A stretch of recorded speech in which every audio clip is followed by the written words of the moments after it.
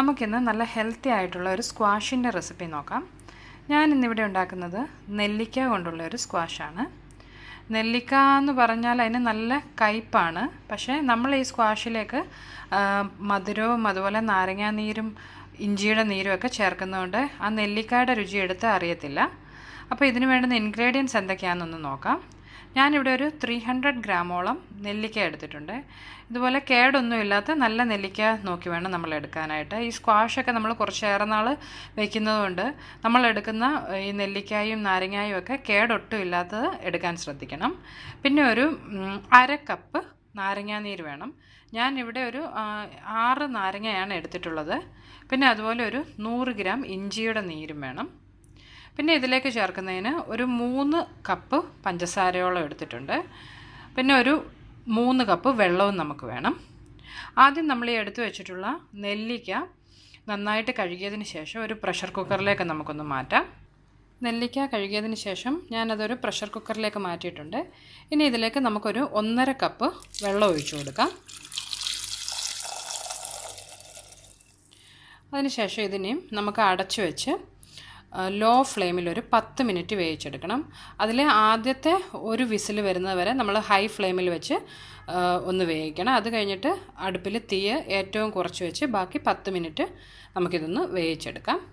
ഇതിപ്പോൾ ഞാൻ pressure cooker അടച്ച് ഇതിൻ്റെ വിസിലൊക്കെ ഇട്ട് കൊടുത്തിട്ടുണ്ട്. ഇനി നമുക്കിത് ഹൈ ഫ്ലെയിമിൽ ഒരു വിസിൽ വരുന്ന വരെ ഒന്ന് വേവിച്ചതിന് ശേഷം തീ ഏറ്റവും കുറച്ച് വെച്ച് 10 മിനിറ്റ് കൂടി ഒന്ന് വേവിച്ചെടുക്കാം. ഇപ്പോൾ 10 മിനിറ്റിന് ശേഷം ഞാൻ പ്രഷർ കുക്കർ അടുപ്പിൽ നിന്ന് മാറ്റിയിട്ടുണ്ട്.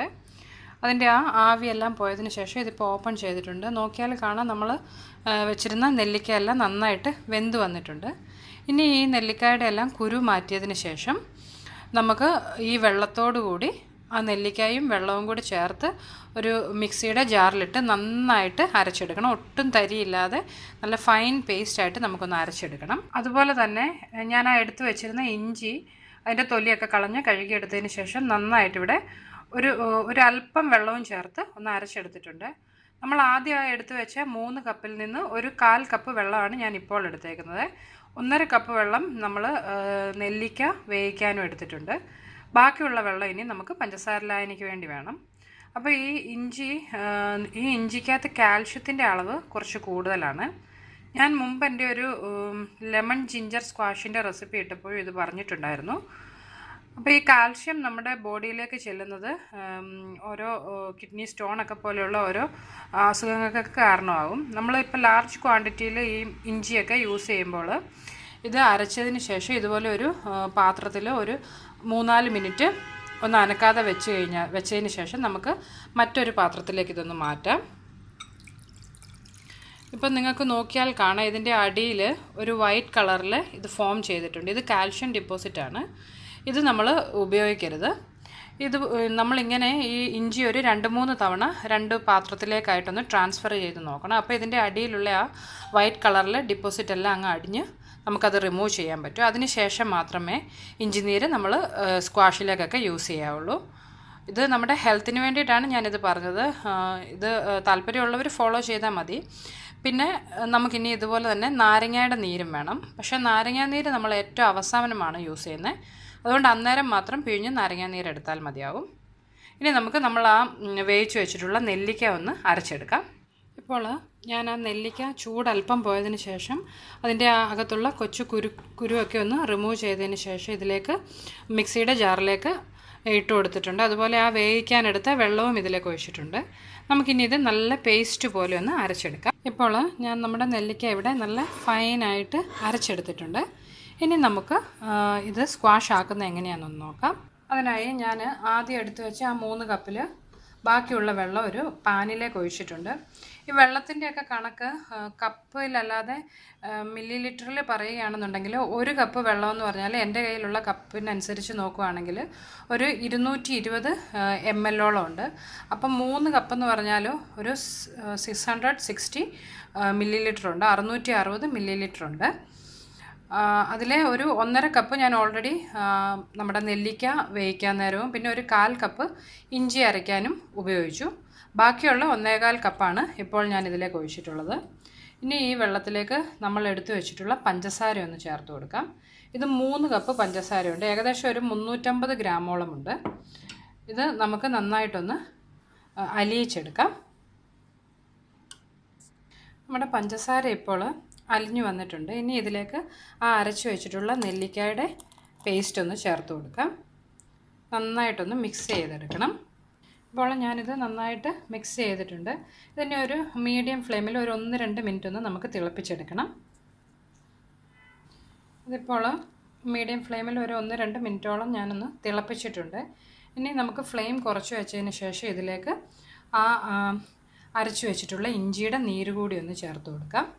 ഞാൻ ആ ഇഞ്ചി നീര് ഒരു 2-3 പ്രാവശ്യം 2 ബൗളിലേക്കായിട്ട് ട്രാൻസ്ഫർ ചെയ്ത് അതിൻ്റെ അടിയിലുള്ള ആ കാൽഷ്യം ഡിപ്പോസിറ്റൊക്കെ ഒന്ന് മാറ്റിയതിന് ശേഷമാണ് ഇതിലേക്കിപ്പോൾ ഒഴിച്ചിട്ടുള്ളത്.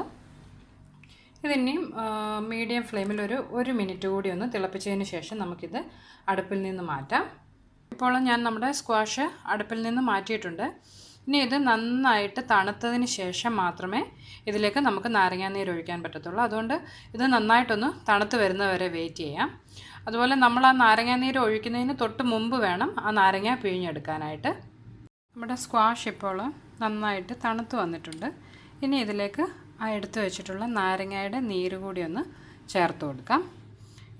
നമ്മുടെ സ്ക്വാഷ് നന്നായിട്ട് തണുത്തതിന് ശേഷം മാത്രമേ ഇതിലേക്ക് നാരങ്ങാനീര് ചേർക്കാവുള്ളൂ. ഞാനിവിടെ ഇതൊരു 1/2 കപ്പോളം നാരങ്ങാനീര് ഇപ്പോൾ ഇതിലേക്ക് ചേർത്ത് കൊടുത്തിട്ടുണ്ട്. ഇനി നമുക്കിത് നന്നായിട്ടൊന്ന് മിക്സ് ചെയ്തെടുക്കാം. അങ്ങനെ നമ്മുടെ സ്ക്വാഷ് ഇപ്പോൾ റെഡി ആയിട്ടുണ്ട്. ഇനി ഇത് എങ്ങനെയാണ് സെർവ് ചെയ്യുന്നതെന്ന് കൂടി ഞാനൊന്ന് കാണിക്കാം. അതിനായി ഒരു സെർവിങ് ഗ്ലാസ്സിലേക്ക് നമ്മളാക്കി വെച്ചിട്ടുള്ള സ്ക്വാഷിൽ നിന്നൊരു ആ ഗ്ലാസിൻ്റെ ഒരു 1/4 ഭാഗത്തോളം സ്ക്വാഷ് ഒഴിച്ചു കൊടുക്കണം. ഇതിലേക്ക് ആവശ്യത്തിന് വെള്ളം ഒഴിച്ചു കൊടുക്കാം. നിങ്ങൾക്ക് തണുത്ത വെള്ളം ഡയറക്റ്റ് ഒഴിക്കണമെങ്കിൽ അതാണെങ്കിലും യൂസ് ചെയ്യാം. അതുപോലെ ഒരു 2-3 ഐസ് ക്യൂബ്സ് കൂടി ഇതിലേക്ക് നമുക്കൊന്ന് ഇട്ടതിന് ശേഷം സെർവ് ചെയ്യാവുന്നതാണ്. തണുപ്പ് വേണ്ടിയവർക്ക് ഐസ് ക്യൂബ്സ് ഇടാം. ഇല്ലാന്നുണ്ടെങ്കിൽ ഐസ് ക്യൂബ്സ് ഇടാതെയും നമുക്ക് സെർവ് ചെയ്യാവുന്നതാണ്. ഇത് കുറച്ച് തണുപ്പോടുകൂടി സെർവ് ചെയ്യുന്നതായിരിക്കും കുറച്ചുകൂടി നല്ലത്. അങ്ങനെ നമ്മുടെ വളരെ ഹെൽത്തിയും ടേസ്റ്റിയുമായിട്ടുള്ള നെല്ലിക്ക സ്ക്വാഷ് ഇവിടെ റെഡി ആയിട്ടുണ്ട്. എല്ലാവരും അപ്പോൾ ഇതൊന്ന് ട്രൈ ചെയ്ത് നോക്കുക. വളരെ ഈസിയാണ്. അതുപോലെ ഇത് ഒരു ബോട്ടിലാക്കി നമ്മൾ ഫ്രിഡ്ജിൽ സൂക്ഷിക്കുകയാണെന്നുണ്ടെങ്കിൽ ഒരു 2-3 വീക്സ് ഇത് കേടുകൂടാതിരിക്കും. ഒരു കാര്യം പ്രത്യേകം ശ്രദ്ധിക്കണം, നമ്മളിത് പ്രിസർവ് ചെയ്യുമ്പോൾ ഗ്ലാസ് ബോട്ടിലിൽ ഒഴിച്ച് വെക്കാൻ പ്രത്യേകം ശ്രദ്ധിക്കണം. അപ്പോൾ എല്ലാവരും ഇത് ട്രൈ ചെയ്ത് നോക്കുക. ഹെൽത്തി ആയിട്ടുള്ളതാണ്. നമ്മളിതിലേക്ക് പഞ്ചസാരയും അതുപോലെ നാരങ്ങയും ഇഞ്ചിയുടെ നീരും ഒക്കെ ചേർത്തിട്ടുള്ളതുകൊണ്ട് ആ നെല്ലിക്കയുടെ കയ്പ്പ് ഒട്ടും ഇതിലേക്ക് നമുക്കറിയാൻ പറ്റത്തേയില്ല. കുട്ടികൾക്കൊക്കെ ഇത് ഇഷ്ടപ്പെടും. അപ്പോൾ നിങ്ങളിത് ട്രൈ ചെയ്തതിന് ശേഷം നിങ്ങൾക്ക് എൻ്റെ റെസിപ്പീസ് ഇഷ്ടമാകുന്നുണ്ടെങ്കിൽ മറക്കാതെ എൻ്റെ യൂട്യൂബ് ചാനൽ സബ്സ്ക്രൈബ് ചെയ്യണം. നമുക്ക് മറ്റൊരു റെസിപ്പിയുമായിട്ട് വീണ്ടും കാണാം. ബൈ.